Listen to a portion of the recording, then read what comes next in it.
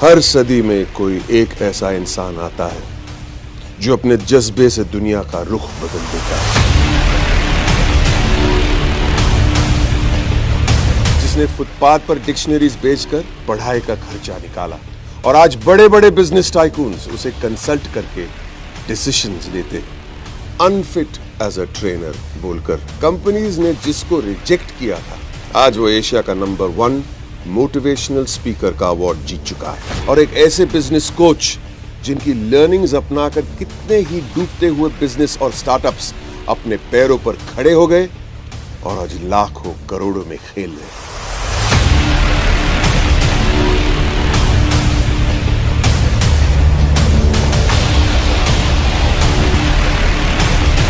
Are you really ready? नमस्ते, मैं हूं बमन ईरानी और आज मैं कुछ ज्यादा ही एक्साइटेड हूं, इसलिए कि मैं ऐसी एक शख्सियत से मिलने जा रहा हूं जिनके बारे में मैंने बहुत कुछ पढ़ा था, बहुत कुछ सुना था, बहुत सारे वीडियोस देखे उनके यूट्यूब पे वगैरह वगैरह, लेकिन रियल में मिलना कुछ और ही बात होती है। तो I want you to meet him, मैं भी मिलूंगा, थोड़ा एक्साइटमेंट है। You also should be excited. I am going to introduce you to doctor Vivek Bindra. आइए मेरे साथ।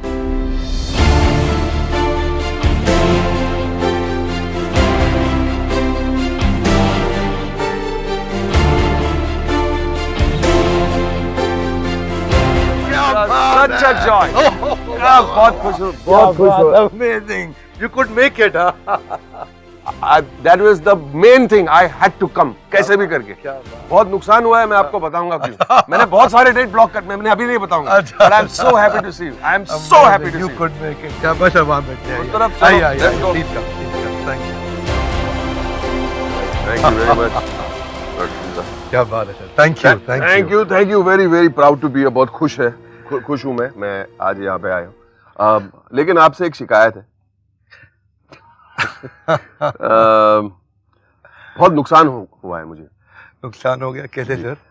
जब मुझे बताया गया था कि आपसे मिलना है, आपके बारे में बहुत सुना था, पढ़ा था, यूट्यूब पे देखा भी था, तो मुझे आना था जरूर, लेकिन मुझे बहुत डेट्स ब्लॉक करने पड़े, इसलिए मैंने मैनेजर से कहा कि please block any amount of dates, but I have to meet you, आपसे जरूर मिलना है। वाह, amazing, that's so kind of you sir, क्या बात है। तो पहले तो मैं आपको मुबारकबाद देना चाहूंगा कि आपको इकोनॉमिक टाइम्स के जरिए आपको the game changer of India award मिला है। That's absolutely amazing.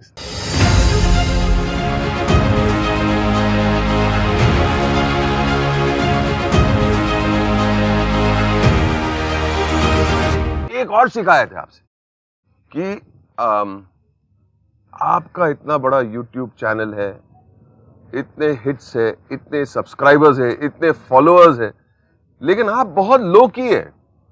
आपके बारे में लोग इतना बहुत जानते नहीं हैं। तो आई नीड टू नो, और आपके जो फॉलोअर्स है, आपके चाहने वाले कितने लोग हैं, thousands and lakhs and millions of people जानना चाहेंगे आपके बारे में लिटिल मोर। आप बहुत ही लो की है सर। बचपन के बारे में, आपकी शुरुआत, आपकी जिंदगी, आपका बैकग्राउंड, आपके माँ बाप, आपका योर एजुकेशन, आप शरारती थे, गुड बॉय थे, क्या थे, जानना जरूरी है। Let us know. बहुत लोगों ने पूछा था अब तक, यूट्यूब पे कमेंट्स में लोग पूछते थे, जगह जगह पूछते थे अपने बारे में बताइए। तो थोड़ा पर्सनल लाइफ को मैंने अब तक थोड़ा बाहर रखा। बमन जी थैंक यू, आपने पूछा। आपकी लाइफ से बहुत इंस्पिरेशन मिला मुझे। वैसे मेरा लाइफ थोड़ा स्ट्रगल रहा बचपन में जब समझिए मैं लगभग 2.5-3 साल का था, लखनऊ में मेरा जन्म हुआ था। पिताजी का देहांत जल्दी हो गया था और कुछ फैमिली सर्कमस्टांसेस ऐसे रहे कि फिर मैं मदर के साथ भी नहीं रह पाया अपनी। और उसके बाद कुछ समय चाचा के साथ काफ़ी समय जीवन में बिताया, दादाजी के पास बहुत समय बिताया, अलग अलग स्कूल बदले, दिल्ली पहुँचे। और मुझे याद है थोड़ा काफ़ी स्पोर्ट्स में बहुत इन्वॉल्व रहता था, जिससे मुझे बाउंस बैक करने की बहुत ताकत आई। आपने सुना होगा मेरे वीडियोस में। बाउंस बैक मैंने बहुत बार सुना है, तो बचपन से ही बाउंस बैक। ओके, ये एथलेटिक्स और स्पोर्ट्स का बड़ा रोल रहता है सर। क्या है, जब बैडमिंटन में हार हुए मैच को जीतने की ताकत आती थी, प्रैक्टिस होती थी, तो उसको मैं लाइफ से रिलेट कर पाता था। एथलेटिक्स में मैं I was a national runner, मैं बेंटम वेट कैटेगरी में थोड़ा मुआय थाई बॉक्सिंग भी किया और कई गेम्स में मैं पार्टिसिपेट किया। तो उसमें क्या है, जो डिप्रेसिंग टाइम्स को हैंडल करने के लिए जो ताकत थी ना, एक आउटलेट मिलता है, बिल्कुल you can give it back. वो जो आउटलेट है, उस आउटलेट में अब समझिए जब कभी हारा हुआ मैच जीतता था ना, तो उसको मैं लाइफ से रिलेट कर पाता था। फिर मुझे याद है पार्ट टाइम काम शुरू किया, थोड़ा होम ट्यूशंस का। आई इंटरप्ट यू, ये एक सवाल, आप स्टूडेंट कैसे थे? स्टूडेंट में कुछ सब्जेक्ट में बहुत अच्छा था, आई विल नॉट लाई। कुछ सब्जेक्ट में मैथमेटिक्स Just like नहीं me. पसंद था। मैथमेटिक्स पसंद था आपको? ना सेम, मैं डिसकैलकुलिक था अच्छा, मैथमेटिक्स में। आज भी नंबर्स मुझे दिमाग में घुसते नहीं। Anyway, so you were okay student, certain subjects में आप अच्छे थे? नहीं, बिजनेस स्टडीज में मेरे ख्याल स्कूल में मेरे हाईएस्ट थे। इकोनॉमिक्स में आई वाज गुड, और थोड़ा बिजनेस के प्रति नेचुरल फ्लेयर भी हो गया था। मैंने पहले ही अपना ही छोटे छोटे पार्ट टाइम अपने बिजनेस शुरू कर दिए थे। अपनी कॉलोनी में पर्चे छपवा के होम ट्यूशंस का काम भी शुरू कर दिया था, जिससे मुझे कुछ इनकम होने लगा। आप ट्यूशन टीचर थे? मैं सोचा कि अगर मैं खुद ही पढ़ाऊंगा ना, तो मेरी एक लिमिट रहेगी। तो मैंने और टीचर्स को साथ में एंगेज करना शुरू कर दिया कि तुम पढ़ाओ। आई थॉट ये स्केल अप हो सकता है। एजुकेशन विद एंटरप्रेन्योरशिप कॉम्बिनेशन पहले से ही। आपकी उम्र क्या थी उस वक्त? मेरे ख्याल है तब मैं शायद 16-17 का था। Oh my God. 16 का था मैं। तो आपका एक टीम था, बैच ऑफ टीचर्स, जाके कॉलोनी में सबको सिखाते रहते थे। एक्चुअली क्या हुआ, मैं देखिए क्या बोलते हैं ना, वो आवश्यकता ही आविष्कार की जननी है। मेरे को उस समय चैलेंज था, पैसे नहीं थे हाथ में। मैं सोचा अगर ट्यूशन सेंटर खोलूंगा तो केपेक्स लग जाएगा, कुछ कैपिटल एक्सपेंडिचर हो जाएगा, तो कैसे asset light fly light model पे जाएं। तो मैं सोचा कि ऐसा कुछ करते हैं कि होम ट्यूशन से करते हैं, ऑफिस खोलने का झंझट खत्म, एक लड़का बैठेगा, वो फोन कॉल देगा, ऐड से आएगा, और वहीं से अपना टीचर जाएगा, उससे भी कमीशन मिलेगा, स्टूडेंट को पढ़ाएगा, उससे भी मिलेगा, मेरा खर्चा आराम से चल जाएगा। खर्चा भी निकलता था, उसके अलावा और कुछ निकलता था उससे? नहीं, थोड़ा सा मुनाफा भी हुआ। मुनाफा हुआ, मेरी अपनी पढ़ाई का भी थोड़ा मैं सपोर्ट कर पाया। तो आप तो कंफर्टेबल हो गए रहेंगे उस वक्त। Why didn't you remain comfortable वहीं पे? Why did you not continue doing that only? Actually जरूरत तो बहुत थी ना। मैं university of east London business school में मेरा एडमिशन हो गया था। एमिटी के साथ बाद में मेरा आगे सेकंड सेक्शन था, मैनेजमेंट प्रोग्राम, जब मैं एमबीए कर रहा था। तो तब उसका फीस बहुत ज़्यादा था, और वो मैं नहीं जुटा पाया था उस समय, और वो इच्छा मेरी बाकी रह गई थी। एडमिशन हो गया था, लेकिन उसके लिए बड़ा लोन चाहिए था। बैंक को तो कोलैटरल सिक्योरिटी, गारंटर सब चाहिए है, तो वो सुविधा नहीं थी उस समय। थोड़ा बहुत तो मैं कर सकता था। डिसअपॉइंटमेंट तो डबल होगा कि आपको एक्सेप्ट किया गया था लेकिन आप नहीं जा पाए। What did you feel at that point of time? Mohammed ji, idea बड़ा सिंपल है। ये जो तकलीफ थी ना कि मैं नहीं जा सका वहां पे, ये मैं महसूस कर रहा था मेरे अकेले की नहीं है। मतलब ये मैंने महसूस किया है कि मेरे उन दिनों भी आसपास मेरी कॉलोनी में, और फिर जो असली भारत है वो दिल्ली और मुंबई से काफ़ी बाहर है। ऐसे हज़ारों लोगों को मैंने महसूस किया जिनको ये तकलीफ थी। वो तकलीफ मेरी बहुत बड़ी है। तो मैंने एक्चुअली आगे चल के ना उसी को मिशन बनाया था अपना। ये जो आज हम मिल रहे हैं, आज जिसके कारण आज मैं आप इतना समय निकाल के आए आज हमारे पास, ये कोई आसान बात थोड़ी है। You're an inspiration to our country. Life is like a race. नहीं, बट टुडे आज मेरा मौका है। I want to be inspired. तो मैं सवाल पूछूंगा सर आपसे। आप डिसअपॉइंटेड हो गए। आपने तो फिर आपका नेक्स्ट प्लान क्या? नेक्स्ट प्लान ये था, मैं पढ़ाई तो खत्म किया। बात सही है, वो डिसअपॉइंटमेंट थोड़े दिन कंटिन्यू रही थी, और वो कुछ समय काफ़ी मेरी लाइफ का बहुत ही ख़राब फेज था। मैं सोचता हूँ कि मैं अगर शायद स्पोर्ट्समैन नहीं रहा होता तो मैं उतना नहीं पहुंचता, लेकिन अगला जो पढ़ावा आया मेरे को, वो कम लोगों को मालूम है मेरे बारे में।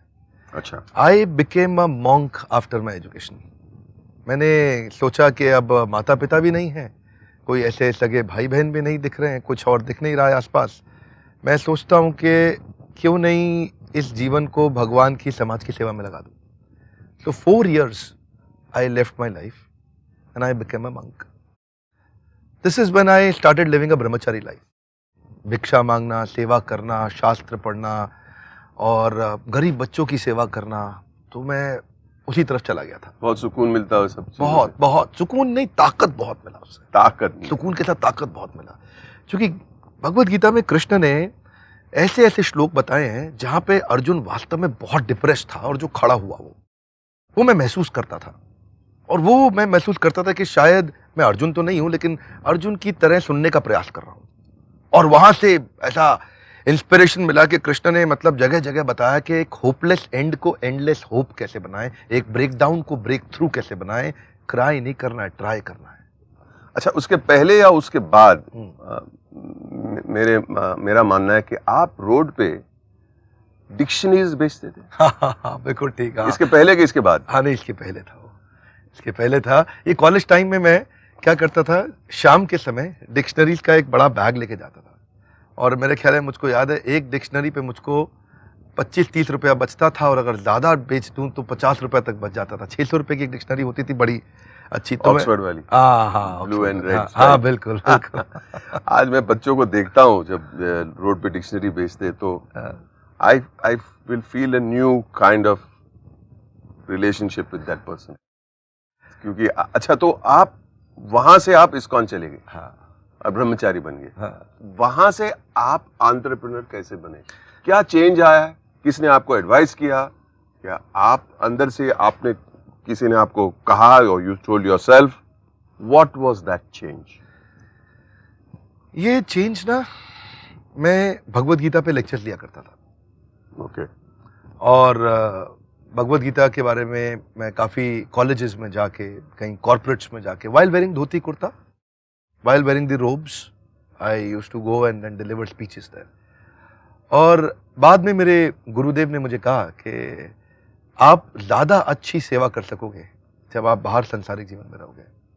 आप यहाँ पे रह के आपकी लिमिटेशन लिमिटेशन रह जाएगी। लिमिटेशन रह जाएगी, क्योंकि आपको ताकत मिल चुकी थी। हाँ, वो ट्रेनिंग थी। वो ब्रह्मचर्य आश्रम में जो इंद्रियों को, सेंसेस को, डिजायर्स को कंट्रोल करके, डिसिप्लिन में रह के, सुबह अर्ली मॉर्निंग उठ करके साधना करके, उसके बाद ताकत अपनी बिल्ड करके, मेडिटेशन साधना के बाद फिर दिन भर का काम करना। कृष्ण कहते हैं गीता में कि पहले मेरा स्मरण करो, उसके बाद कर्म करो, युद्ध करो। अर्जुन को बोला, माम अनुस्मर युद्ध च, पहले अनुस्मरण मतलब रिमेंबर मी, देन युद्ध। तो मेरा युद्ध जो है वो तो ट्रेनिंग इंडस्ट्री का युद्ध है, लोगों को एंटरप्रेन्योर बनाने का। तो आपको एडवाइस किसने दिया? मेरे गुरुदेव ने दिया। गुरुदेव ने दिया, कहा कि बाहर जाओ और you will be of more help to society अगर आप बाहर जाके ये नॉलेज को आप डिजिटल प्लेटफॉर्म का अपॉर्चुनिटी मिला हमारे को। उन्होंने मुझसे कहा था कि आप भगवत गीता को मत छोड़िएगा। ओके। हाँ, उन्होंने कहा भगवत गीता को मत छोड़िएगा। आपके जो सब जो लेक्चर्स थे कॉलेजेस में और कॉर्पोरेट्स में, बेस्ड ऑन भगवत गीता? हाँ, based on Bhagavad Gita, correct. तो आप कितने साल किए वो सब? मेरे ख्याल है मैं लेक्चर्स तो 2006 में ही शुरू कर दिया था देना, पर इसको जो बिजनेस में हमने जो बनाया था वो 2013 में शुरू किया था। उसी में मेरा यूट्यूब चैनल भी उस समय शुरू किया। तो फिर आपने कॉर्पोरेट स्पीकिंग का काम शुरू कर दिया, but that also requires money, no sir? पैसे की जरूरत पड़ती है ना उसके लिए। ठीक, वो पैसे आए कहाँ से? हाँ मामा जी, पैसे नहीं थे बस शुरू में। एक्चुअली यही नहीं कि हमेशा कोई भी स्टार्टअप और बिजनेस में दो चीजों का चैलेंज होता है, एक पैसा और एक मैन पावर। तो क्या किया क्या आपने? ऐसा था कि जब हायरिंग कराना मैंने शुरू में, तो लोग आते थे, इंटरव्यू देते थे, छोटा सा एक कमरे का ऑफिस देखते थे ऐसा ऐसा करके, और उसके बाद मैं उनको बोलता था बड़ा सपना है, बहुत बड़ी कंपनी बनाएंगे, पूरे देश में परिवर्तन लाएंगे। तो फिर ऊपर देखते थे एसी नहीं लगा है, इधर आजू बाजू देखते थे कोई आदमी नहीं बैठा, तो चले जाते थे। नेगोशिएट भी नहीं करते थे सैलरी, तो बात भी नहीं करते। इधर कोई फ्यूचर ही नहीं है, फ्यूचर नहीं है ना, क्योंकि देखिए अच्छी टैलेंटेड मैन पावर नहीं आती है। ऐसा फिर धीरे धीरे मुझे जर्नी समझ में आया, तो मुझे ये समझ में आया कि अभी मेरी कंपनी में वो लोग आएंगे जो सबैटिकल पे है। सबैटिकल मतलब जिसके पास जॉब नहीं है अभी वो आदमी आएगा जो कोई पार्किंग लॉट की तरह जॉब ढूंढ रहा है, जिसको 3-4-5 महीने का जुगाड़ चाहिए, जब उसकी अच्छी लग जाएगी तो यहां से निकल जाएगा। लेकिन वो आदमी जाएगा नहीं कभी। नहीं, जाते लोग, जाते। अच्छा। मैं प्रिपेयर्ड हो गया था कि शुरू के 20-25 लोग ऐसे ही हायर करूंगा और इनकी शक्ल दिखा के बढ़िया आदमी लेकर के आऊंगा। ये बाद में रहें या जाएं कोई बात नहीं, लेकिन अच्छी मैन पावर दिखाने के लिए, लाने के लिए कुछ तो लोग रहने चाहिए कंपनी में। तो मैं प्रिपेयर्ड था 1 साल के। एक्चुअली विजुअल मैन पावर तो दिखनी चाहिए ना, दिखनी चाहिए विजुअली कि मतलब है लोग, काम ये काम काज है, कारोबार है। अच्छा, okay, I am getting your drift sir, I am understanding your mind. या खर्चा बचाना था, ऑफिस छोटा था, बाथरूम नहीं था वहां पे, पब्लिक वॉशरूम में जाना पड़ता था। शुरू में मुझे याद है कुछ दिन तो ऐसे थे कि मैं अपने ऑफिस के एम्प्लॉयज को वॉशरूम में जाने का टाइम बताया था, ये टाइम पे आप वॉशरूम जाया करो। उससे पहले मैं क्या करता था एक्चुअली, उससे पहले मैं खुद जाके पहले वॉशरूम धोता था। क्या बात है? क्योंकि वो टॉयलेट इतने गंदे थे कि अगर महिला उसको यूटीआई जैसे कई इन्फेक्शन कैच कर सकते हैं, और वो पब्लिक टॉयलेट तो आप जानते हैं कि नोबडी टेक रिस्पॉन्सिबिलिटी। लेकिन मुझे ये डर था कि आज अगर मैंने वॉशरूम इनके लिए धोया नहीं ना, तो ये मेरे को छोड़ के चले जाएंगे, और अगर ये छोड़ के चले गए, बढ़िया मैन पावर नहीं रही मेरे साथ, तो मैं आगे अपना सपना जो देश में इम्पैक्ट लाने का था। सर मैं आपको रोकूंगा, आपने अभी इसके बीच में एक बहुत बड़ी बात कही।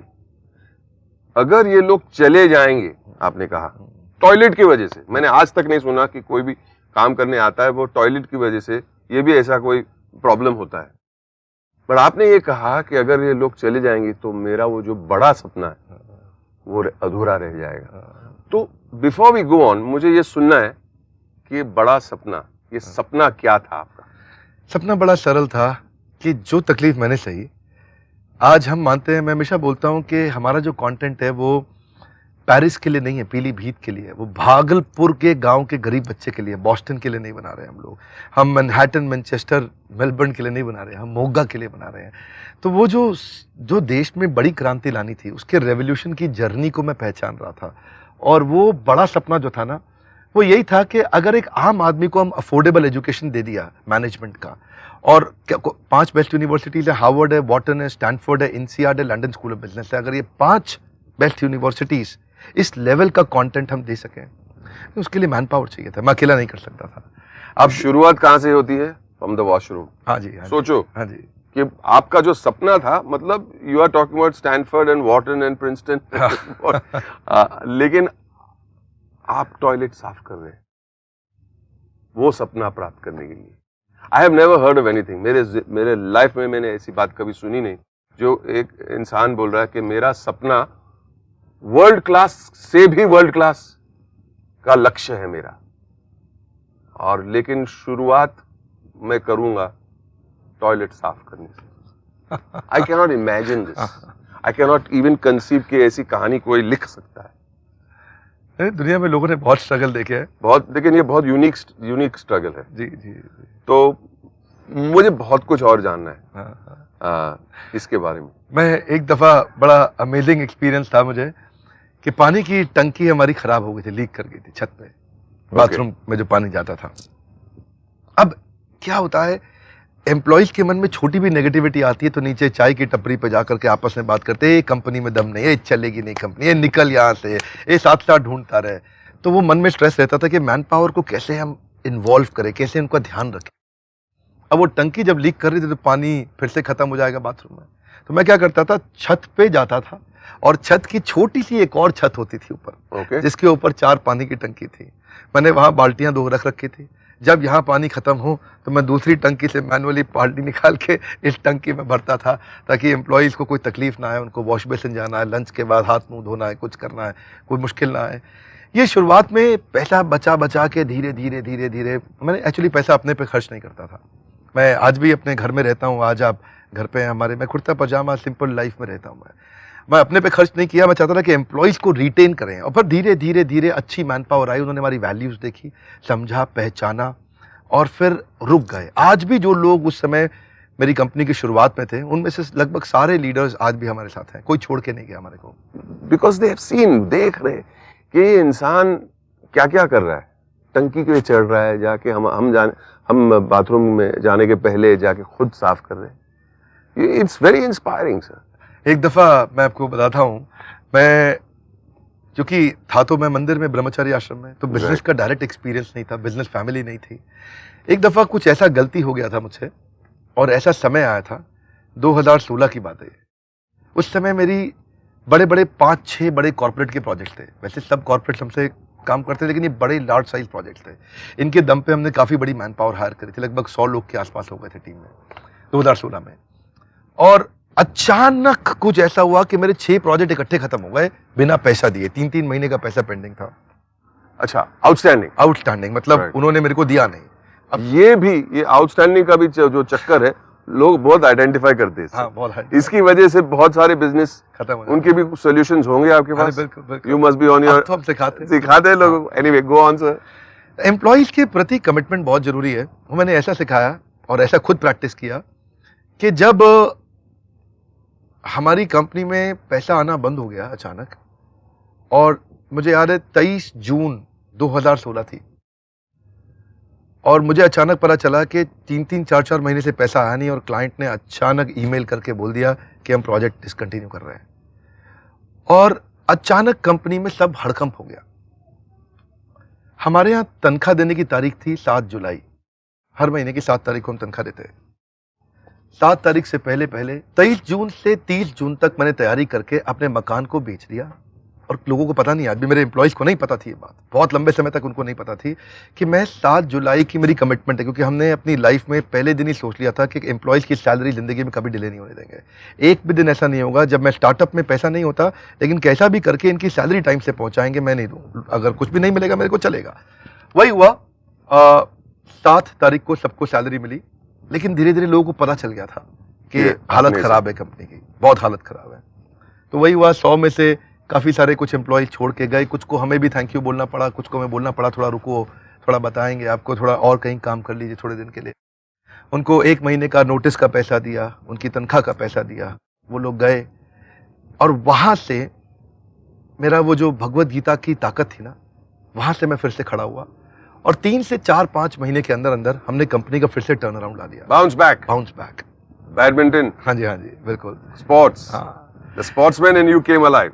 करेक्ट। हाँ जी, फिर लेकिन अगर आप मेरी बैलेंस शीट देखोगे, 2013, 14, 15, 16, 17, 18 और अब 19 की क्लोजिंग जो हमारी हुई है अभी, 18-19 की है, पूरे साल में फाइनेंशियल इंपैक्ट किसी को नहीं पता चलेगा। उसका कारण क्या है? 2 क्वार्टर खराब हुए, लेकिन अगले 2 क्वार्टर इतने अच्छे कर दिए, बैलेंस हो जाता है कि वो पिछले साल से 3 गुना ज्यादा ग्रो कर गया ये साल। मैं आपको बताता हूं, हमारा एक टारगेट रहता है कि हमारी कंपनी हर साल 300% ग्रो करनी चाहिए, 300% हमें ग्रो करना है हर साल। तो वो जो जून में दिक्कत आया, वो जुलाई, अगस्त, सितंबर में हमने कवर किया, और अक्टूबर से लेकर मार्च तक वो फाइनेंशियल ईयर हमने फिर से लास्ट के 6 महीनों में हमने पिछले 6 महीने को इतना कवर अप कर दिया कि फिर से कंपनी 3 गुना ग्रो कर गई। क्या हुआ? ये मेरे ख्याल में ये क्षमता लोगों के पास है, पर वो जल्दी से सामने वाले अंधेरे को देख के घबरा जाते हैं। ज्यादातर बिजनेसमैन क्यों फेल होगा? उसको दूर की जर्नी नहीं दिखती है, उसको समझ नहीं आता कि ये जो अंधेरा है, इस अंधेरे में मैं कहां जाके निकलूंगा, और वहां वो घबरा के खत्म हो जाता है। डोंट पैनिक, बेसिकली आपका बोलने का मतलब है डोंट पैनिक। अगर आपको रोशनी नहीं दिखती है, लेकिन अगर आपका प्लान सॉलिड है, यू विल सक्सीड। बोलने का मतलब ये है। करेक्ट। सुपर। डॉक्टर साहब, आपकी जगह कितनी खूबसूरत है, आप दिखाइए तो। जी, क्या बात है, क्या बात है सर। आइए please go, let's go. Thank you. आइए वॉक कर। हाँ जी।